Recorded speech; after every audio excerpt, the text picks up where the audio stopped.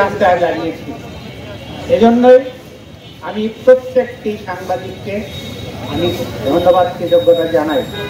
তাদের আন্তরিকতা, তাদের সহমর্মিতা, তাদের যে একতাবদ্ধতা মানসিকতা, সেই মানসিকতাকে ধন্যবাদ জানাই।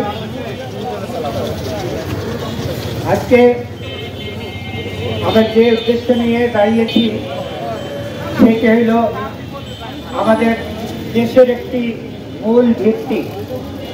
দেশের যদি 4টি পিলার বলা হয়,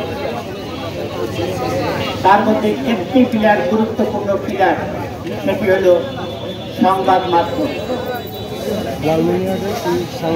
4টি পিলারের মধ্যে গুরুত্বপূর্ণ পিলারটি আমরা যারা মাঠ পর্যায়ে ছুটে সংবাদের বিশদ দৃশ্য, সমাজের নানা অনিয়মগুলো, সমাজের উচিত করা